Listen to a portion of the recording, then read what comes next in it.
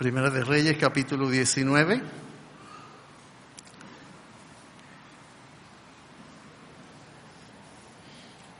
Hace 3 domingos atrás predicamos un sermón sobre la depresión espiritual, sus causas, sus síntomas y su cura. Este sermón pretende de alguna manera, grado o forma, ser una complementación de ese sermón. Me quedé con la terrible sensación en el alma de que no había hablado lo suficiente sobre la cura, de cómo Dios nos saca de ese terrible estadio de la vida que es la depresión, de lo que es estar abatido. Y quiero, como último sermón de este año, dejar un mensaje de esperanza en el corazón de ustedes para un nuevo comienzo. Vamos a predicar bajo el título una pregunta que reza de la siguiente manera: Elías, ¿qué haces aquí? ¿O qué haces aquí, Elías? Como me están corrigiendo por ahí. Entonces, en mucha claridad, casi no se puede ver. Pónganse pie un momentito. Yo les voy a leer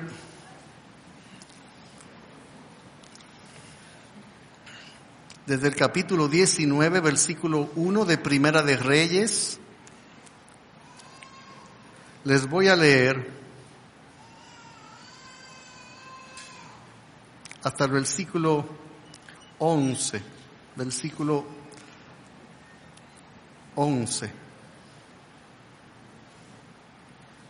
No, vamos a leer el 12 inclusive. Voy a leer, ustedes me siguen con sus vistas y oídos. Dice así la palabra de nuestro Dios: Acab dio a Jezabel la nueva de todo lo que Elías había hecho y de cómo había matado a espada a todos los profetas. Entonces envió Jezabel a Elías un mensajero diciendo: así me hagan los dioses y aún me añadan, si mañana a estas horas yo no he puesto tu persona como uno de ellos. Viendo pues el peligro, se levantó y se fue para salvar su vida. Y viniendo a Berseba, que está en Judá, dejó allí su criado. Y él se fue por el desierto de un día de camino, y vino y se sentó debajo de un enebro, deseando morirse. Dijo: basta ya, oh Jehová, quítame la vida, pues no soy yo mejor que mis padres. Y echándose sobre el enebro, se quedó dormido. Y he aquí, luego un ángel le tocó y le dijo: levántate, come. Entonces él miró y aquí a su cabecera una torta cocida sobre las ascuas y una vasija de agua, y comió y bebió y volvió a dormirse. Y volviendo el ángel de Jehová la segunda vez le tocó diciendo: levántate y come, porque largo camino te resta. Se levantó pues y comió y bebió, y fortalecido con aquella comida caminó 40 días y 40 noches hasta Horeb, el monte de Dios. Y allí se metió en una cueva donde pasó la noche, y vino a él palabra de Jehová, el cual le dijo: ¿qué haces aquí, Elías? Él respondió: he sentido un vivo celo por Jehová, Dios de los ejércitos, porque todos los hijos de Israel han dejado tu pacto, han derribado tus altares y han matado a espada a tus profetas, y solo yo he quedado, y me buscan para quitarme la vida. Él le dijo: sal fuera y ponte en el monte delante de Jehová. Y aquí Jehová que pasaba, y un gran y poderoso viento que rompía los montes y quebraba las peñas delante de Jehová, pero Jehová no estaba en el viento, y tras el viento un terremoto, pero Jehová no estaba en el terremoto, y tras el terremoto un fuego, pero Jehová no estaba en el fuego, y tras el fuego un silbo apacible y delicado. Y cuando lo oyó Elías, cubrió su rostro con su mano y salió y se puso a la puerta de la cueva, y aquí vino a él una voz diciendo: ¿qué haces aquí, Elías? Vamos a orar. Padre nuestro que estás en los cielos, que los hombres tengan por santo tu nombre es nuestra oración. Que venga tu reino al corazón de cada ser viviente, de todo ser que respira, y que del mismo modo perfecto que hecha tu voluntad en los cielos sea hecha en la tierra. Gracias por darnos pan cada día, pero mucho más, gracias por el pan de vida eterna que es Cristo el Señor. Oramos que nos enseñe a perdonar, o más bien que nos permita perdonar como ya tú nos has perdonado y enseñado a perdonar. Líbranos del mal y del malo. No nos dejes adentrarnos en la tentación, en la maldad. Danos un corazón fortalecido por tu Espíritu. Y en esta mañana oramos, Señor, que cualquiera de tus hijos que están aquí presentes o ausentes, pero que nos están viendo a través de la magia de la internet, la tecnología, permite, oh Dios, que tu palabra sea un bálsamo en sus almas, que venga a refrescar al alicaído, al descorazonado, al triste. Da esperanza, llama a algunos pecadores a la vida eterna, a creer y a convertirse a Cristo por la fe. En esta mañana, Señor, consuela, en esta mañana levanta, sana, en esta mañana cuida, protege, ayuda, anima, reta, consuela, da vida por tu Espíritu y tu verdad. Y que este año, al terminar este tiempo de adoración aquí en Iglesia Bautista La Romana y en toda iglesia o en cualquier lugar donde tu nombre es invocado con verdad, desciende con tu gracia para atraer los corazones a ti. Y aquellos que están presos del desánimo, desaliento, depresión, temor, cuitas, penas, amargura, tristeza, ansiedades, muéstrale tu rostro, haz resplandecer tu rostro sobre ellos para que seamos salvos, Padre. Para tu gloria y nuestro bien oramos, en el nombre de Cristo Jesús. Gracias, pueden retomar sus asientos.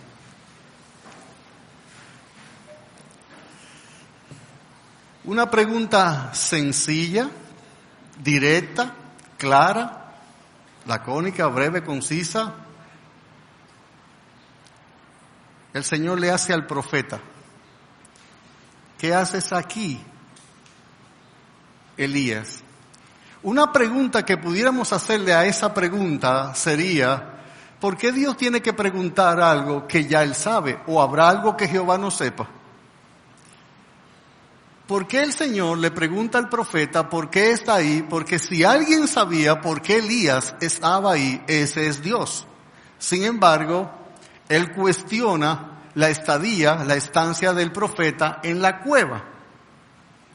Cuando hablamos de este tema de la depresión hace algunos domingos atrás, hablábamos de la triparticidad de los hombres en cuanto, no si es tripartito en cuanto espíritu, alma y cuerpo, sino en cuanto su capacidad de pensar, su capacidad de hacer su voluntad y su capacidad de sentir. Y decíamos que los sentimientos o las emociones juegan un papel muy trascendental en la vida de los seres humanos. Y aunque Dios programó los sentimientos y puso las emociones en nosotros para que éstas fuesen parte de la vida, porque le dan color, olor y sabor a la vida, las emociones, sin embargo, cuando nosotros nos dejamos gobernar, dirigir o regir por ellas, las emociones pueden ser un buen siervo, pero un mal amo.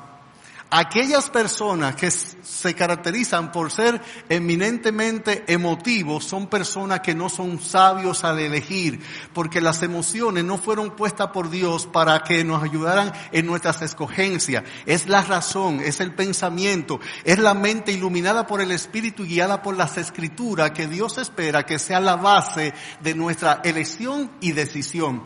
Si bien las emociones junto a la razón, junto a la voluntad, junto a la conciencia operan como un grupo, como una unidad y que deben ser parte, las emociones en la escala del interior del alma humana deben estar por debajo de la razón y la voluntad. Ahora, no podemos negar las emociones son buenas, las hizo Dios, como hizo el sexo, como hizo la comida, como hizo todo tipo de placer.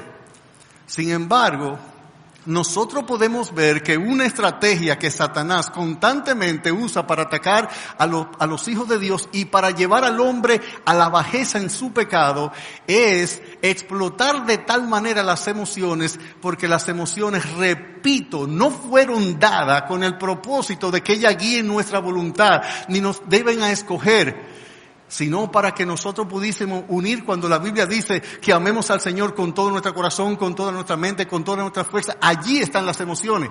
Y como dije en el sermón, qué emoción tan agradable darle un beso y un abrazo a un ser que usted quiere. Qué emoción tan agradable compartir el gozo de ver al Señor salvar a un pecador. Las emociones son tan buenas como lo es la voluntad, como es el raciocinio, como es el ejercicio de la conciencia, porque son parte integral de las facultades que Dios puso en el alma humana cuando nos creó. Por tanto, hay dos extremos que se toman con las emociones. Hay quienes son todo racional, todo pensante, todo analítico, todo crítico y quieren sacar de pleno las emociones. Y hay quienes son todo corazón y todo emoción, y ambas cosas están equivocadas. Las emociones forman un equipo, son un combo, un grupo con las demás facultades que Dios puso en el alma humana. Pero vivimos en un mundo donde la emoción está matando la razón. Donde la gente lo que quiere es mayormente sentir a Dios. No se actúa por convicción, sino por emoción. No se actúa siguiendo principios bíblicos, inmutables, fieles, dados por Dios y que fueron verdad ayer, son verdad hoy, lo serán mañana y lo serán por la eternidad. Pero repito, no estirpemos de la ciudad del alma humana las emociones, porque fueron dadas por Dios y son buenas siempre que se usen en justa medida y razón. Ahora, pueden muchos cristianos, guiados por sus emociones, caer en un estadio, en una condición de depresión, de desánimo, de desaliento, que le hagan olvidar quién es su Dios, que le hagan olvidar quién es Él, que le hagan olvidar la promesa del Señor, que le hagan olvidar la presencia del Espíritu Santo, que le hagan olvidar realmente a qué hemos sido llamados. Y Elías, el profeta Elías, un gran hombre de Dios, un tipo de Cristo, un tipo de Juan el Bautista, un tipo maravilloso, un tipo de la iglesia raptada sin ver cuando es levantada en carro de fuego. Un profeta que le tocó profetizar en los tiempos más oscuros espiritualmente, donde el pueblo de Dios se había alejado tanto, había apostatado tanto de la fe. Y Elías fue un hombre de almas a tomar. Convicción, firme, fortaleza, valor. Fue un hombre que Dios lo usó para que en tiempos donde el altar de Dios, las tres frases que él usa, ¿cuáles son las tres condiciones que él revela en que estaba el pueblo de Dios y la relación de Dios con su pueblo? Note que aquí en el versículo 10, y él respondió: he sentido un vivo celo por Jehová, Dios de los ejércitos, porque, y aquí él da tres razones, haciendo una descripción, dando un diagnóstico, un ecocardiograma espiritual de la condición espiritual del corazón de Israel. Porque los hijos de Israel han dejado tu pacto, número 1, han derribado tus altares, número 2, y han matado a tus profetas. O sea, le habían dado las espaldas a Dios completamente. Y él dice que él tenía un vivo celo. Esto pudiera ser una verdad que oculta una mentira, porque todo lo que Elías estaba diciendo era real, era cierto, pero eso no era una justificación para el estado y condición de su alma, de depresión, de desánimo y de desaliento en que él estaba viviendo. Muchas veces nosotros citamos cosas que son ciertas para excusar, para justificar, para parapetar, para tapar detrás otras que son mentiras. Y este es el caso. Lo que él dijo era ciertísimo. Esa era la condición de Israel. Si usted se va en el capítulo anterior, usted va a ver precisamente cómo él tuvo que desafiar a los 450 profetas de Baal. ¿Qué tuvo que hacer? ¿Cómo él tuvo que vindicar, o Dios vindicó quién es el Dios verdadero a través del profeta Elías? Ahora bien, veamos aquí de una manera quizás lo más breve que tenga la capacidad para ver los pasos que Elías comenzó a dar que le llevaron a la depresión espiritual, al desánimo. No voy a ser muy puntual con ello porque lo vimos en un sermón. Ya explicamos las causas, los motivos que llevaron a Elías. Pero si usted, por ejemplo, viene conmigo y pone sus ojos, pone su vista aquí en este capítulo 19 y ve conmigo el versículo 1 al versículo 3, por causa del tiempo me voy directamente al 3. Hay que ver el 1. Acab dijo a Jezabel, dio a Jezabel las buenas nuevas de todo lo que Elías le había dicho a los profetas. Versículo 1. En el versículo 2, se enciende en ira esta mujer y le manda un ultimátum, una amenaza al profeta Elías que mañana, el otro día, él va a hacer con Elías lo mismo que él hizo con los profetas. ¿Qué hizo con los profetas? Los dejo yo. Aquí está la reacción emocional de Elías. ¿Cuál fue la respuesta emocional de Elías? Viendo el peligro, se levantó y se fue para salvar su vida. Sí, el temor, el miedo, es una de las emociones que más frecuentemente experimentamos los seres humanos. Hay 6, tomando en cuenta nuestra era, nuestra época, tomando en cuenta el tiempo que nos ha tocado vivir, yo diría que hay 6 emociones que son las más frecuentes en este tiempo, que son ira, temor, son alegría o gozo, y también podemos sumar a eso la culpa, la ansiedad. Pero son las 4 básicas: ira, temor, alegría y tristeza.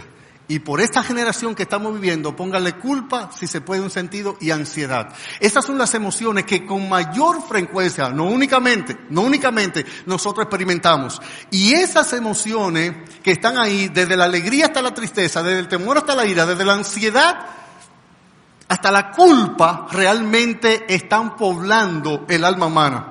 Es una época donde el consumo de ansiolítico está subiendo, pero en cantidad vertiginosa, a velocidad vertiginosa, porque las emociones están trastornando la existencia humana.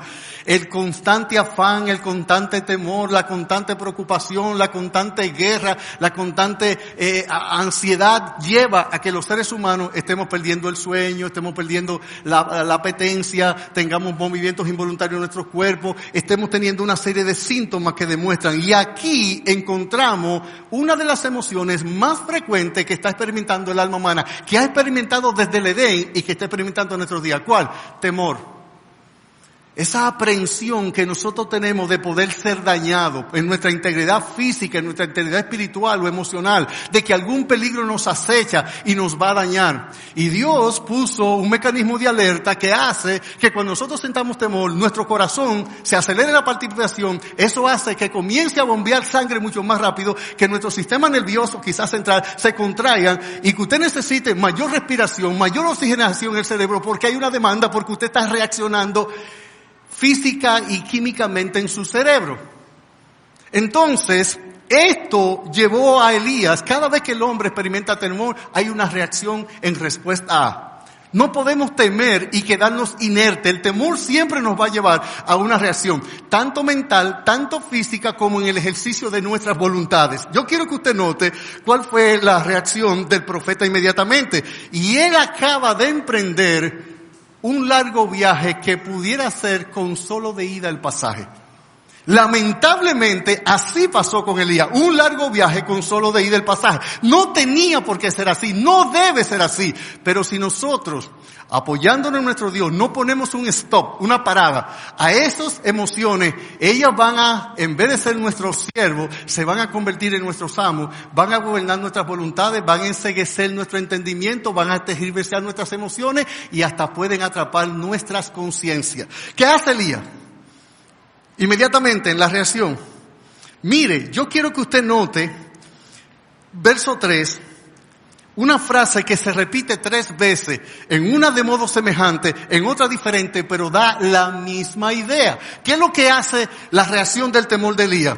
Número 3, versículo 3, pues, viendo pues el peligro, se levantó, se fue. Yo quiero que noten esa expresión. Para salvar su vida, y vino a Beerseba, que está en Judá, y de allí, y dejó allí su criado. Y el versículo 4 dice otra vez, se fue.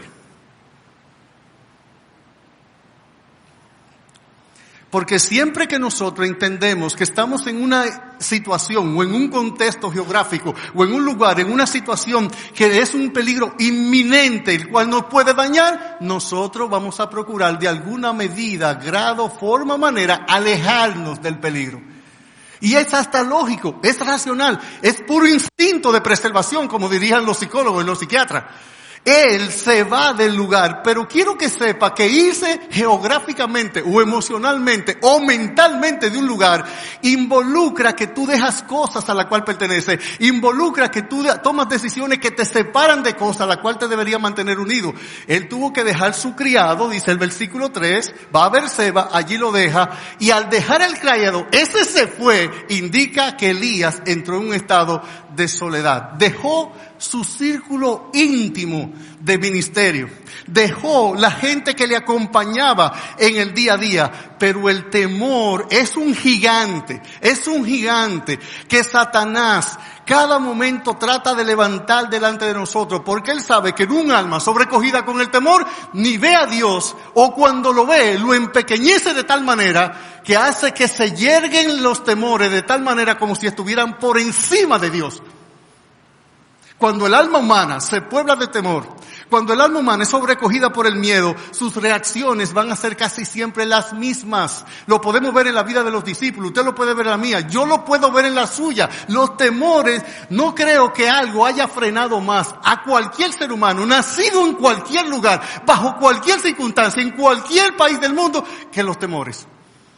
De hecho, todos los aquí presentes y todos los aquí ausentes pudiéramos estar un montón más lejos de donde estamos. ¿Y sabe quién nos ha parado? Los temores. Un hombre se encontró con la muerte y le pregunta a la muerte, ¿dónde vas? Él dice, voy a Bagdad a matar 500 hombres.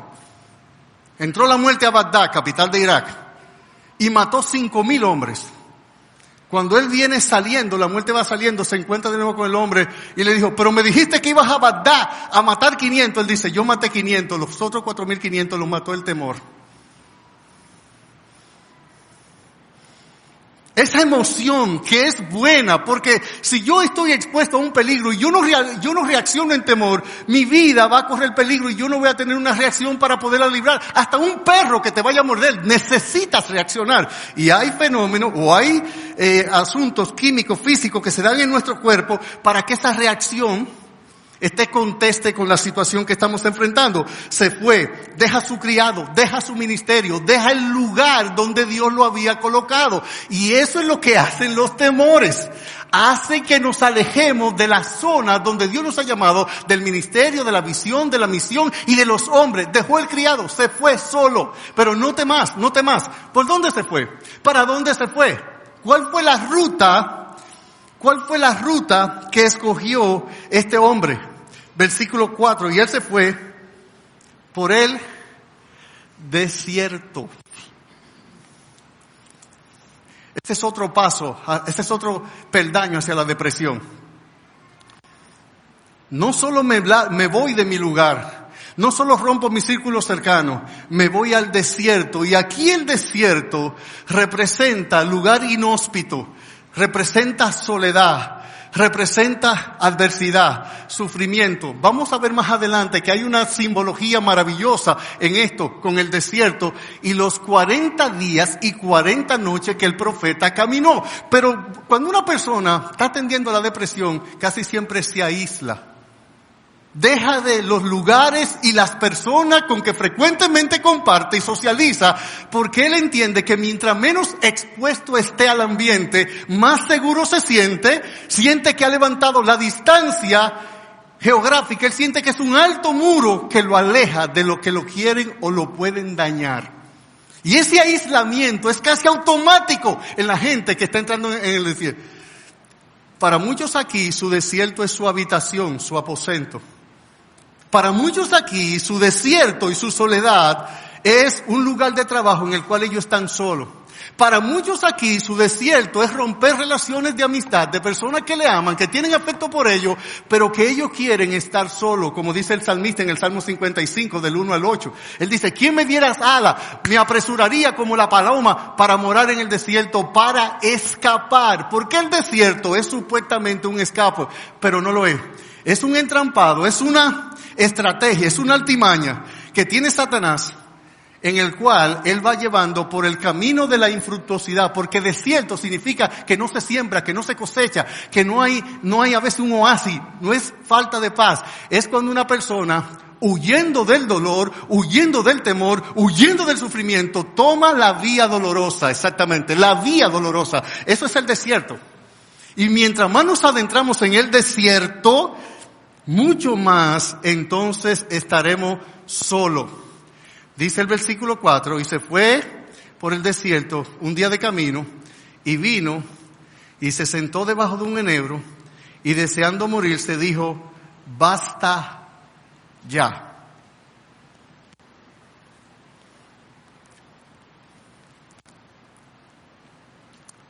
¿Cómo basta ya? ¿De qué basta? ¿A qué le está pidiendo el profeta a Dios que le ponga fin? ¿Qué es lo que él está pidiendo que termine? ¿Qué es lo que él está diciendo que debe acabar, que ya no debe seguir, que no debe continuar, que debe terminar en ese momento? Bueno, alguien dijo que cuando una persona se suicida, esa es la valentía de un cobarde. Que el suicidio es la valentía de un cobarde. ¿Por qué? Porque hay que ser muy valiente para usted quitarse su propia vida, pero usted hace eso por cobarde porque no quiere seguir enfrentando una situación. Entonces, cuando él le dice, basta ya, ponle fin a esto, mi alma está cansada, él viene, el capítulo que antecede a este, el 18, él tiene un gran triunfo, Elías llega a la cúspide de su ministerio, el Señor muestra su poder, Israel comprende quién es el Dios verdadero, el sacrificio mostrado por fuego, Dios vindica su ministerio y hace ver que él es un verdadero profeta y que los demás son falsos profetas, mata a los 400. Elías está en la cúspide. Déjeme darle un secreto, escuche esto, una gran depresión puede venir después de un gran éxito. ¿Le parece paradójico? ¿Le parece contraproducente? ¿Le parece irracional? Puede venir. Porque todo lo que eleve las emociones intensamente puede fácilmente también, ¿sabe qué? Putupufiti, derribarla. Él acaba de Dios darle una gran muestra de su poder, su grandeza, su soberanía, su señorío, su majestad. Sin embargo, Elías, frente a una amenaza de una mujer, se desploma. He visto grandes mujeres, grandes hombres enfrentar grandes batallas, confiando en Dios, firmes en Dios, asiduos a la promesa, dependiendo del Espíritu Santo, creyéndole a Dios. Sin embargo, a veces que un pequeñito problema los derriba. Depende quién sea el problema. Depende en qué tiempo de la vida sea el problema. Depende lo que implique el problema. Pero este hombre se va al desierto y allí, ¿cómo queda Elías? En la soledad. Aquí un psicólogo, un psiquiatra, diría que él comienza a tener baja autoestima. ¿Por qué? Él se compara con sus padres y él dice que él no es mejor que ellos. Todo el que cae en este laberinto de la depresión tiene un problema con la comparación. Él comienza a ver el pasto del vecino y el pasto del vecino es más verde que el de él. Él comienza a ver el trabajo del vecino y el vecino está prosperando más que él. Y esto puede hacer que él entre con una comparación que siempre es dañina, que siempre es nociva, que no hace bien a nadie esas comparaciones. Pero la tristeza, la depresión, el desánimo y el desaliento nos hace tener una mirada por un túnel muy estrecho de la vida. No somos capaces de ver los colores, los matices que tiene la vida. Y si usted sigue avanzando conmigo, aquí vemos que también él en el versículo 5 dice, y echándose debajo del enebro, me llamó la palabra echándose, porque me recordó una vivencia que yo tuve hace 20 años. Aquí la palabra no es que se sentó ni se acostó. Usted no ha caído en la cama así, que usted como que y así usted se cae como que se degonza, que no tiene fuerza. Yo recuerdo una experiencia que tuve ministerial hace como 20 años con alguien en nuestra iglesia, una persona muy apreciada, muy querida, una jovencita criada en los caminos del Señor desde su moza edad, y una caída que ella tuvo. Y en mis conversaciones pastorales yo nunca puedo olvidar lo que se dijo, cómo se dijo, cuándo se dijo, por qué se dijo, para qué se dijo.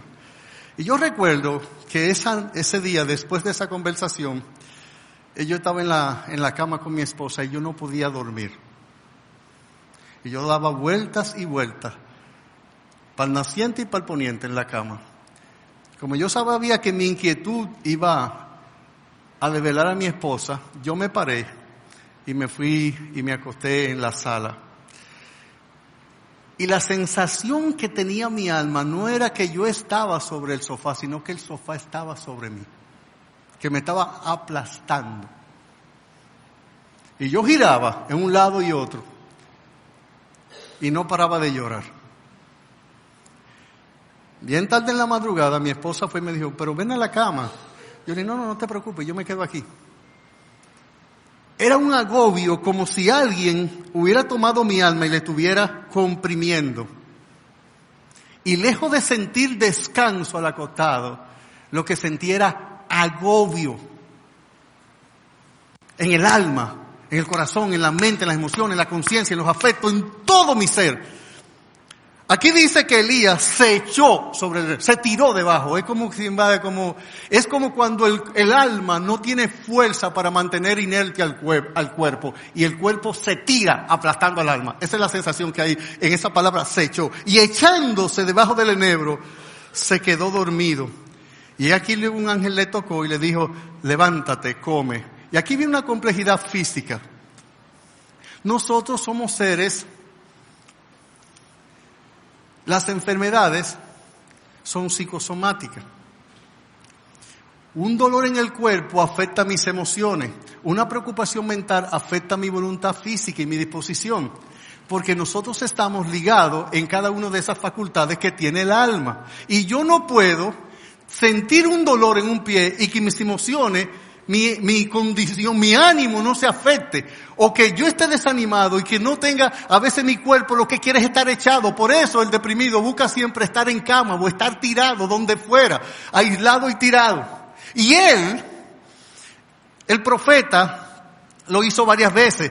El ángel le toca, levántate, come. Versículo 6, él miró y aquí estaba ahí la comida. Versículo 7, y en el versículo 6 al final dice, comió y bebió, y dice, ¿y volvió a qué?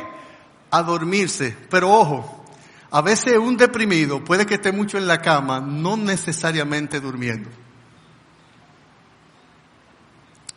Porque cuando las emociones están afectadas, esas emociones tienen una influencia increíble en nuestras condiciones físicas, porque nosotros fuimos hechos por el Señor con algunas facultades y nuestro cerebro responde desde la dopamina, la serotonina, todas esas cosas que tienen que ver con el sueño, con el placer, con el descanso, y se afectan. No hay una razón física real para eso, pero hay una emocional, y lo que nosotros hacemos es lo que se llama una conversión, que un problema psíquico, emocional, mental, lo somatizamos y se expresa físicamente. Y puede que cuando nos vayan a buscar y nos hagan una evaluación médica física, no tengamos nada que explique físicamente esa condición, pero es real. Ahora, yo quiero que usted note, me va a traicionar el tiempo. Dice, yo quiero que note por favor, avanzando un poquito, él le dice, basta ya. Cuando el Señor le da de comer, con esa comida él se fortaleció, él va hacia Oret. El Señor le dice en el versículo 7 algo que un cansado muchas veces no quiere oír. Él le dice, y volviendo el ángel de Jehová la segunda vez le tocó diciendo, levántate y come porque el largo camino te resta. No, el deprimido no quiere emprender nuevos caminos. Sus pies no reclaman impaciente el camino. Él quiere estar tranquilo, él quiere estar aislado, él quiere estar tirado, él está desganado, él está descorazonado, él está sencillamente alicaído. Y él le dice a Dios que basta ya, y Dios le dice, un largo camino te resta. Y él se va, después de ese largo camino te resta, nota el versículo 8, se levantó pues y comió y bebió, y fortalecido por aquella comida, ojo, comer y dormir bien hace muy bien a una persona deprimida. Son fundamental comer y dormir bien. Porque por esa extraña y profunda y a veces inexplicable relación entre la psiquis y el cuerpo, como dije ahorita, las emociones afectan el cuerpo y el cuerpo afecta las emociones. Si yo no estoy comiendo y sobre todo durmiendo, mi sistema nervioso central no se relaja. Está tenso todo el tiempo. Y esa tensión hace que yo no pueda dormir. Y ese no dormir trae ansiedad. Y esa ansiedad trae más temor. Y ese temor más preocupación. Y eso se vuelve un círculo vicioso en la vida de nosotros. Ahora, ¿qué sucede? ¿Qué sucede? Él escoge el camino del desierto y ahora el Señor le manda que vaya al monte de Dios, a Oret, a Sinaí. ¿Cuánto tiempo duró Elías en esa travesía? 40 días y 40 noches. ¿Usted sabe cuánto tiempo tuvo el diluvio? 40 días y 40 noches. Usted sabe, hay casi 90 alusiones al 40 días y 40 noches en la Biblia. Usted sabe, por ejemplo, cuántos días estuvo Goliat desafiando a los escuadrones de Israel. 40 días y 40 noches. Usted sabe, por ejemplo, después que Cristo asciende a la venida del Espíritu Santo a la iglesia, ¿usted sabe cuánto tuvo? 40 días. ¿Usted sabe, por ejemplo, cuánto tiempo tuvo Cristo en el desierto siendo tentado por el diablo? 40 días. ¿Usted sabe cuántos años estuvo Israel en el desierto dando vueltas? 40 años. El 40 en la Biblia es sumamente trascendente, tiene mucho que enseñar. Pero en este caso, según algunos dicen, Elías pudo haber llegado al monte de Dios, del lugar donde estaba, en 20 días, lo hizo en 40. ¿Sabe por qué?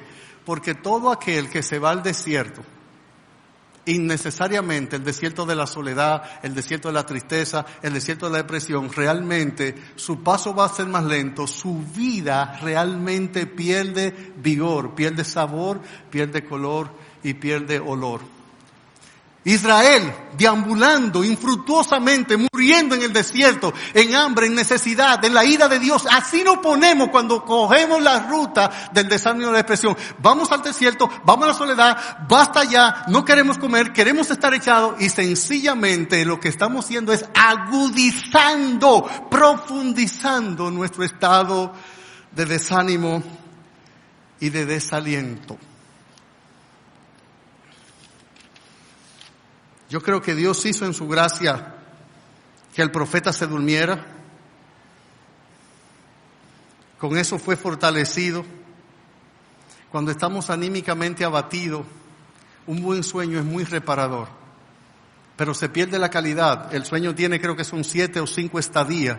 La mayoría de nosotros no logramos conciliar un sueño reparador cuando estamos en ese nivel de ansiedad, de ocupación y preocupación, de temor y de depresión. Ahora, por causa del tiempo, yo voy a poner el turbo en este momento. Verso 9. Cuando él llega al monte de Dios, a Oret, dice allí que se metió, ¿dónde? ¿Dónde se metió? En una cueva. Ahí es donde entra toda persona deprimida. Yo estuve rastreando la palabra cueva en toda la Biblia. Comencé a buscarla en la concordancia todas las veces que aparece y la rastreé un poco. Me llamó poderosamente la atención que las 2 primeras veces que aparece en el libro de Génesis son una referencia a alguien que se mete en una cueva por temor, y la cueva era usada eminentemente como tumbas. Usted ve la cueva de Macpela, donde prácticamente a Abraham, a Jacob, todo ello fue en una cueva. Era la práctica, era la usanza. Pero las 2 primeras veces, rastreé mucho la palabra, pero las 2 primeras veces, ¿sabe quién es la primera persona que se mete en una cueva? Por lo menos que la Biblia lo narre. Quiere decir que la Biblia lo narre. Lot y sus hijas. ¿Sabe por qué se metieron? Por temor a la ira de Dios cuando está destruyendo a Sodoma y Gomorra. ¿Qué llevó a Elías allí? Versículo 3 lo dice. Viendo pues el peligro, se levantó y se fue para salvar su vida. ¿Qué llevó a Elías a la cueva? El temor. Me sorprende otro dato en el texto. Otra cosa llama mi atención en el texto. Note, por favor. Y verso 9. Y allí se sentó en una cueva donde pasó la noche. Sí, las cuevas son muy oscuras. En una cueva, la noche se hace más larga y se hace más oscura todavía. Y ahí es donde entra uno cuando se deprime. Es exactamente en una cueva de tinieblas, de oscuridad. Porque la cueva que él la busca por protección, por cuidado, por sentirme aislado, por estar solo, lo que hace es prolongar la noche, lo que hace ver la vida más oscura. Se entenebrece más, se llena más de oscuridad y de tiniebla. La cueva. No. Si quieres pasar la noche de la depresión, si quieres pasar la noche del dolor, si quieres pasar la noche de la tristeza, si quieres que pase la noche del peligro, no es a la cueva donde debes ir. De hecho, mire lo que hace el Señor, mire lo que hace el Señor. Y aquí voy a entrar ya, a causa del tiempo, voy a entrar en cómo Dios sana. Verso 9, repito, y allí se metió en una cueva donde pasó la noche, y vino a él palabra de Jehová, el cual le dijo, aquí comienza Dios a trabajar Elías. Lo comenzó ya con las 2 veces que el ángel le tocó, le dio comida, pero aquí el Señor comienza y le dice, ¿qué haces aquí, Elías? Pregunta, ¿Dios no sabía por qué Elías estaba en la cueva? Respuesta, definitivamente sí, claro que sí. Completamente sí. ¿Y por qué el Señor le pregunta al profeta, como le pregunta a Caín, ¿dónde está tu hermano Abel? Sabiendo Dios que ya Caín lo había matado.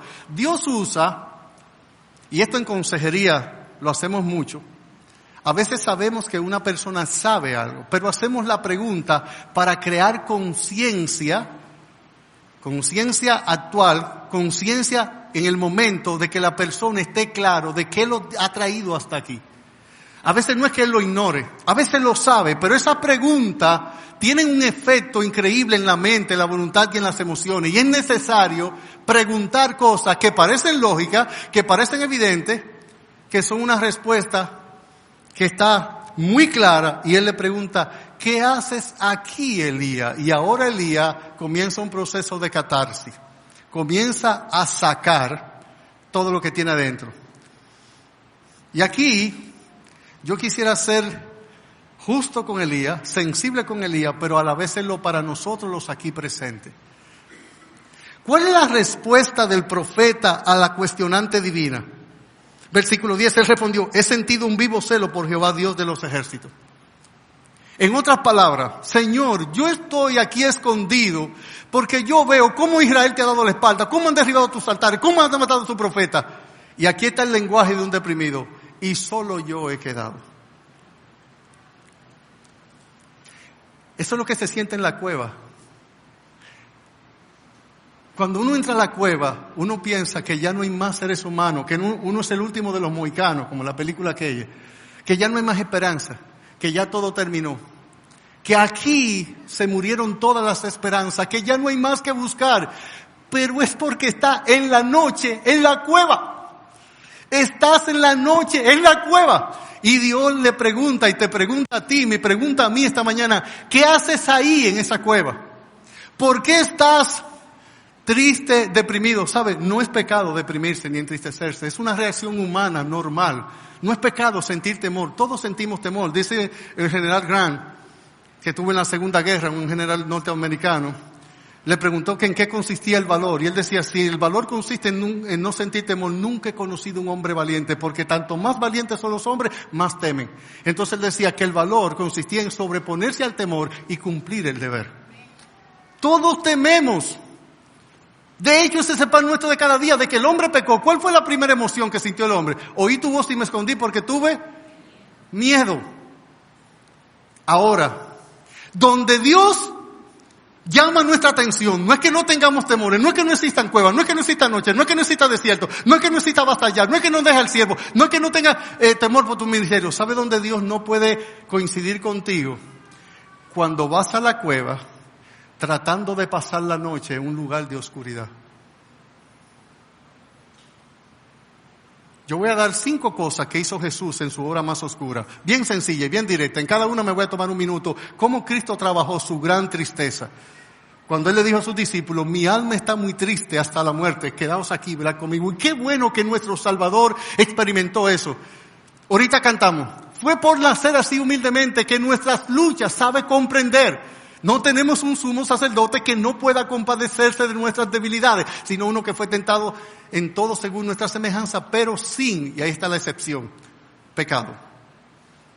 Así es que Dios no se siente mal porque tú estés triste. Dios nos dio capacidad de entristecernos. De hecho, de manera antropomórfica, el Señor dice en Génesis que a Dios le dolió en su corazón cuando el hombre pecó. Sí, las emociones están ahí. Y cuando Cristo lloró frente a la tumba de Lázaro, sea que usted crea que fuera por la incredulidad, sea que era porque amaba a Lázaro, sea porque vio a la gente llorar, pero lo que sea, expresó que emociones, Él la tenía, se airó, se entristeció, lloró. Emociones no son pecaminosas, son buenas, siempre que lo usemos a la luz de lo que la palabra de Dios nos manda. Y aquí el Señor le pregunta a Elías, y él da una respuesta verdadera, pero que ocultaba una mentira.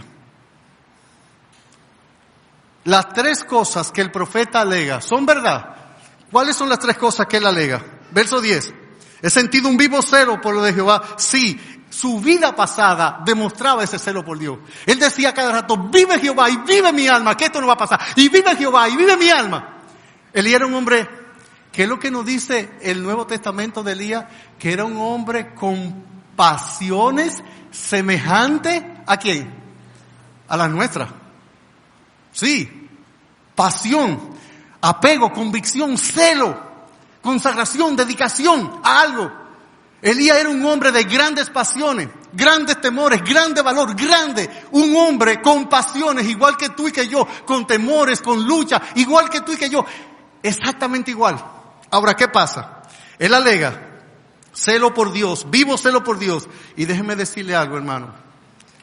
El celo por Dios gasta, desgasta. El celo por Dios hace que un ser humano se vuelva como una vela que mientras alumbra se consume. O a todo lo que nosotros le pongamos celo, consume. Eso como cuando Pablo dice en 1 Corintios 12:15, yo con mayor placer gastaré lo mío y aún yo mismo me gastaré del todo por amor de vuestras almas, aunque amándoos más, sea amado menos. Todo amor pasional consume físicamente, emocionalmente, en todos los sentidos. Porque no te deja ser indiferente ni displicente, no te deja estar apático ni frívolo. Y Elías realmente demostró un celo por Dios, por el altar de Dios, por el pueblo de Dios, por la fidelidad a Dios, y aborrecía la idolatría. Pero entró en la noche, en una cueva. ¿Tú has estado ahí? ¿Qué haces ahí? Es mi pregunta.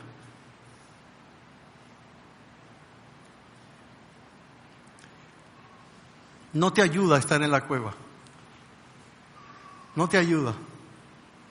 Y aunque lo que estás diciendo es verdad, y aunque la causa de tus temores son ciertos, y aunque la causa de tus tristezas son reales, no se justifica que estés en la cueva.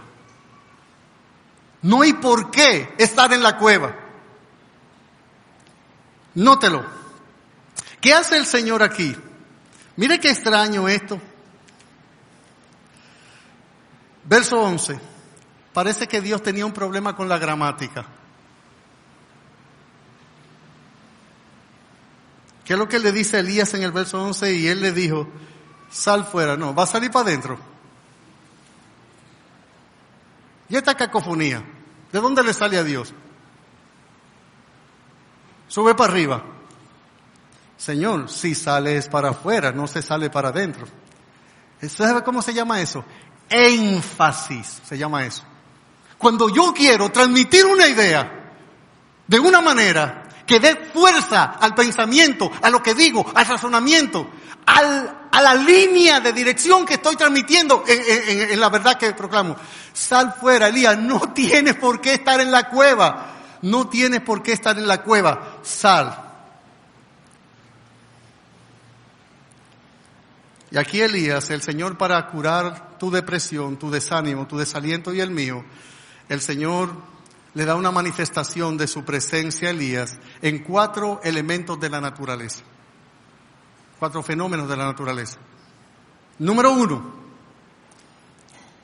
viene un viento poderoso que rompía los montes y quebraba las peñas. Pero ¿sabe qué? Dios no estaba ahí. Escuche esto. 3 cosas donde Dios no estaba. Te doy ahora la real causa de la depresión. No es temor, no es peligro, no es necesidad económica, no es enfermedad, no es tristeza, no es amargura. La verdadera causa porque un cristiano se puede deprimir es porque olvida que Dios está con él. Deja de creer, deja de confiar, deja de reposar sobre un hecho que Elías repetía varias veces. ¿Sabe lo que decía Elías? Vive Jehová, delante de cuya presencia estoy. No hay nada que dé más ánimo, más valor, más fortaleza a un hombre, a una mujer, el saber que Dios está de su lado. Por eso, cuando Moisés le dice al Señor, si tu presencia no es de ir conmigo, no me saque de este lugar, mi presencia irá contigo y te daré descanso. Un hombre puede ser osado, valiente, resoluto, determinado. Puede ser un hombre que se muestre de armas a tomar cuando él sabe que Dios está de su lado. O eso no fue lo que le hizo unos días atrás a los falsos profetas. Preparen su sacrificio y yo preparo el mío. ¿Cómo vemos a Elías ahí? Lo vemos lleno de valentía, lleno de firmeza, lleno de osadía, resoluto, determinado, convencido, firme. ¿Por qué? Se sabía ciertamente todo el pueblo adorando a los Baales y él solo con Dios. Pero ¿sabe lo que hace cuando una persona se sabe cerca de Dios, junto a Dios? Que él sabe que él y Dios son mayoría. No me digas esposa que estás aquí. No me digas padre que estás aquí. No me digas hijo, hermano que estás aquí. Que tú no sabes que Dios ha prometido que mejor se congele el infierno antes que él te abandone. No me diga que hay algo o alguien que va a hacer que un Dios inmutable, siempre fiel, deje caer una sola de sus promesas a tierra. Así que aunque tus peligros son reales, tus temores no se justifican. Escucha lo que estoy diciendo. Y esto no es una acusación, esto es una exhortación. Aunque tus peligros y tus problemas de enfermedad, de economía, de salud, familiares, laborales son reales, tu Dios es maravillosamente, extraordinariamente, incomparablemente, inmensurablemente mayor. Así es que, ¿sabe por qué estás en ese estadio? ¿Sabe por qué la noche es tan oscura? ¿Sabe por qué la noche es tan larga? ¿Sabe por qué el desierto te cansa tanto el alma? Porque te has olvidado de que Dios está contigo y has dejado de confiar en su promesa y en su verdad. Dios no estaba ni en el fuego, y se había manifestado en fuego hace poco día atrás, cuando quemó el holocausto. Dios no estaba tampoco en el terremoto, pero tampoco estaba en el viento tempestuoso. ¿Sabe lo que Dios le estaba diciendo a Elías? Yo tengo poder, no solamente para llamar a mi pueblo a la fidelidad, yo puedo trastocar y trastornar todo el globo humano. Yo tengo poder para eso. De hecho, la Biblia dice que Dios hace de los vientos sus mensajeros. Tú quieres ver que yo tengo poder. Yo tengo un viento que quiebra las rocas, que parte las ramas. Te lo mostré hace días atrás. La verdadera razón, la razón más escondida de la depresión, ¿sabe cuál? Falta de confianza en Dios. Dejamos de mirar al Señor. Dejamos de confiar en su promesa, dejamos la intimidad con Dios, abandonamos nuestro tiempo secreto de oración, dejamos de leer las Escrituras. Dios pierde vida en nuestra vida. Presencia manifiesta, evidente. Lo extraño es que Dios sí se aparece en un viento. ¿Cómo era ese viento? Suave y apacible. Y para alentar el corazón desalentado le dice, no, tú no estás solo. Yo tengo 7,000 que no han doblado su rodilla delante de Baal. Yo tengo 7,000 que no lo han besado. Tú no estás solo, Elías, pero eso es lo que te parece a ti cuando te metes en la cueva. Eso es lo que te parece a ti cuando dejas tu lugar y dejas a tu siervo. Eso es lo que te parece a ti cuando vas al desierto. Eso es lo que te parece a ti cuando miras el fuerte viento y las olas y dejas de mirar a Cristo como Pedro. ¿Sabes qué es lo que pasa? Comienzas a hundirte y las quejas, las oraciones son sustituidas por quejas. Las acciones de gracia son sustituidas por reclamo y pierdes la noción en el alma de que Cristo dijo, y he aquí yo estoy con vosotros todos los días hasta el fin. Tu Dios no es real. ¿A qué es que tú vienes a perder el tiempo aquí cada miércoles y cada domingo si tu Dios no es real? Busca otra cosa para entretenerte. Dios no está vivo.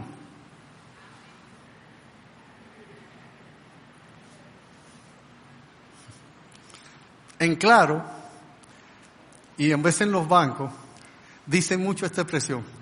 Aunque no me escuche, estoy trabajando con usted. Eso era lo que Dios le estaba diciendo a Elías con el viento suave y apacible. Y hay un himno dice, y cuando Él queda en silencio, es porque está trabajando.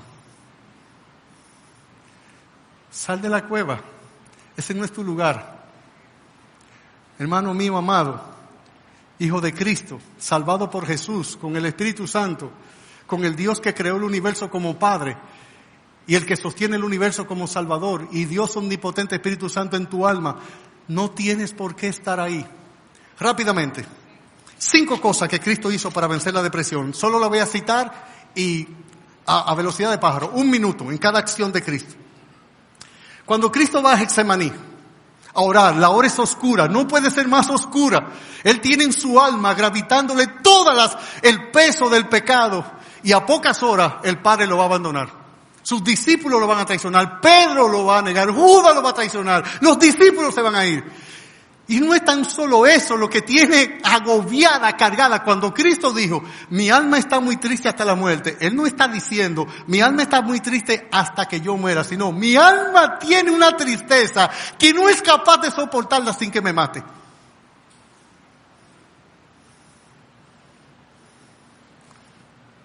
Yo no sé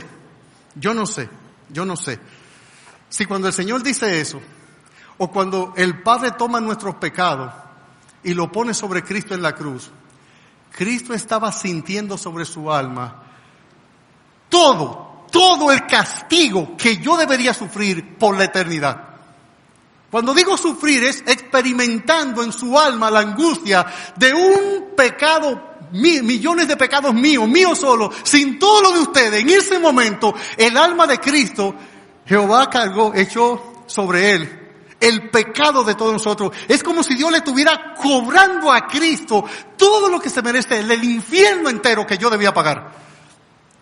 Y algo que el alma de Cristo Santa no podía soportar es ver al Padre darle la espalda por causa de que Él tiene sobre Él mi pecado y tu pecado. 5 cosas que Cristo hizo. Número 1, escogió sus mejores amigos y le contó lo que le pasaba. Cogió a Pedro, a Jacobo y a Juan. Y le dijo, mi alma está muy triste hasta la muerte. Quedaos aquí. Los escogió. En segundo lugar, le contó sus luchas. Le habló de su tristeza, le habló de su agonía. Sí, un buen amigo es un bálsamo en la mano de Dios. Un amigo que está ahí, que permanece, que no se va. Como aquel amigo. ¿Recuerdan aquella guerra que se dio entre 2 escuadrones? Y un hombre intentó franquear el camino e ir al campamento de los enemigos y lo hirieron de muerte y él quedó tendido en el medio del fuego cruzado entre el ejército que él pertenecía y el ejército contrario.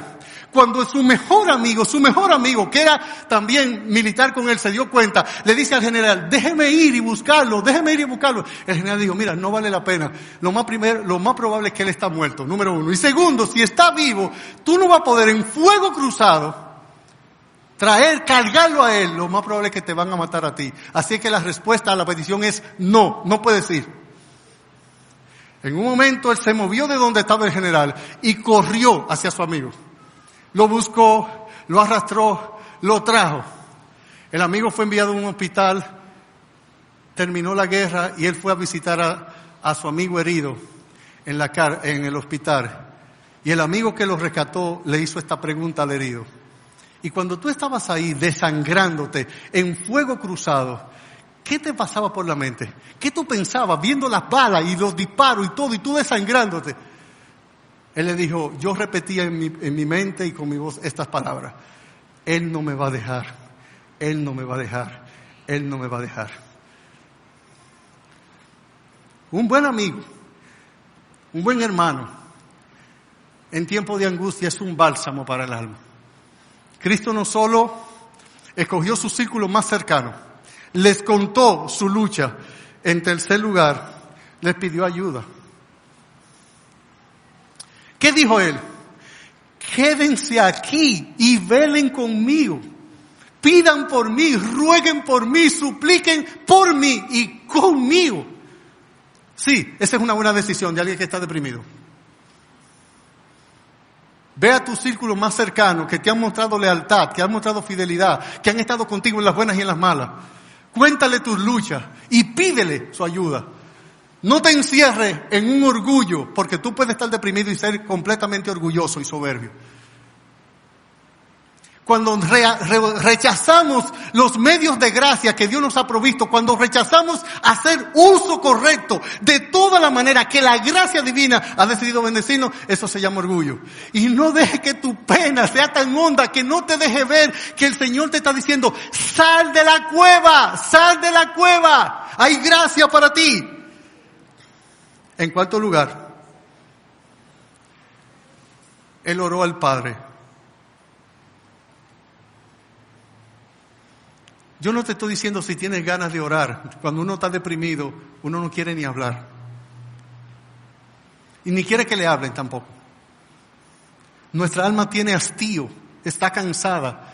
Y las palabras, lejos de ser un rayo de refulgente luz en el alma, lo que hace que nos cansa. Por eso él le dijo al Señor, basta ya, pero escucha, ve y dile a tu Padre, y tu Padre que ve en lo secreto te recompensará en público. Cuéntale al Señor, no solo a tus mejores amigos, cuéntale a tu Dios, a tu Padre, que tiene tan grande amor por ti, que movió el universo, sacó al Hijo de su trono en gloria, lo encarnó, lo manó, lo hizo nacer en un pesebre, lo llevó a una cruz, lo resucitó y hoy intercede por ti a la diestra del Padre en el reino de los cielos. Él es tu Padre, Él se duele contigo, tu dolor, Él lo entiende. Y Cristo sobre todo lo entiende, no porque sea Dios, por ser Dios Él sabe todas las cosas. Él sabe más de tu dolor que tú mismo.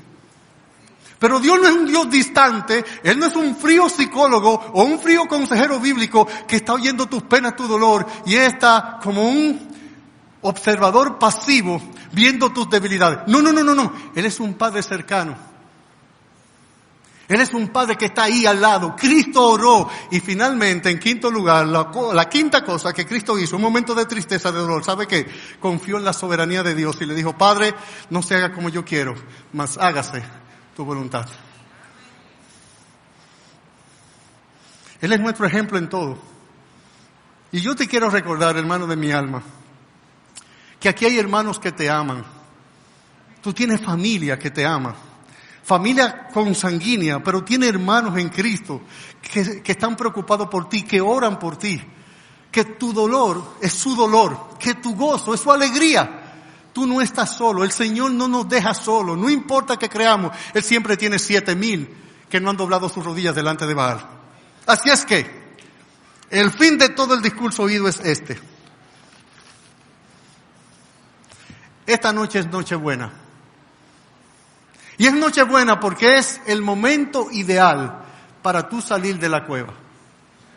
Es el momento para renovar tu confianza en tu Dios, en tu Padre, en tu Salvador, en tu Señor, que te ha traído por un desierto lleno de serpientes venenosas y de adversidad y prueba, pero para la postre, hacerte bien.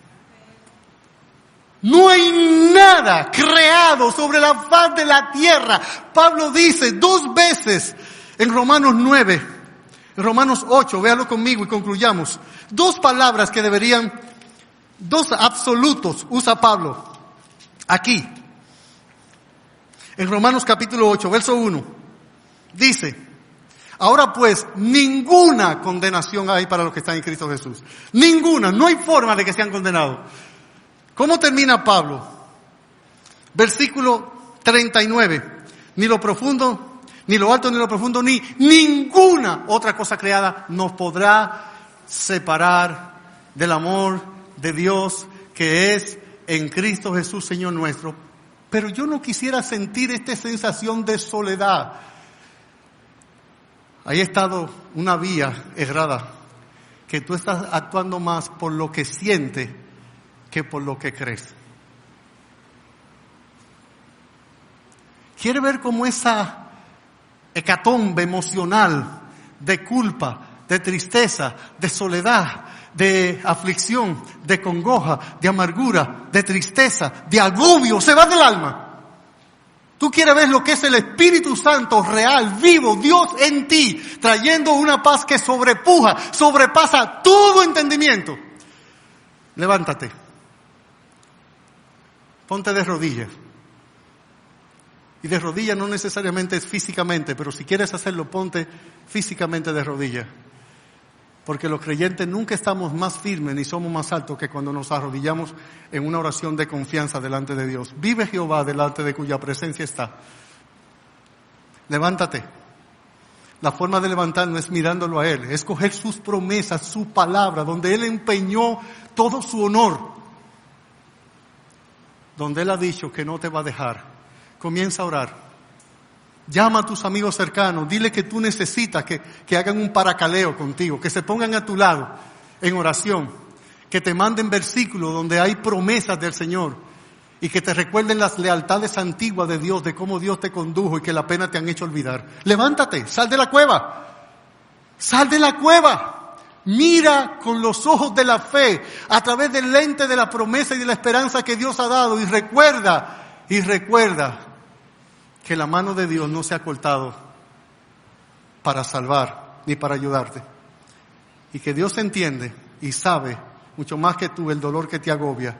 Ni siquiera te juzga, pero sí te alienta esta mañana y te dice: sal fuera. ¿Qué haces aquí, Ramón? ¿Qué haces aquí? Félix, ¿por qué estás en la cueva? ¿Y tú, José, qué haces allí? ¿Dónde vas, Jenny? ¿A la cueva? ¿Dónde estás, Marlene? Dime, Marcel, ¿por qué quieres pasar la noche en la cueva? Díganme, redimidos de Jehová, ¿qué hacemos ahí? Dios es nuestro amparo, nuestra fortaleza, nuestro pronto auxilio en las tribulaciones, aunque se traspasen los montes a la mar, aunque la tierra tiemble, tenemos que confiar. Dios les bendiga.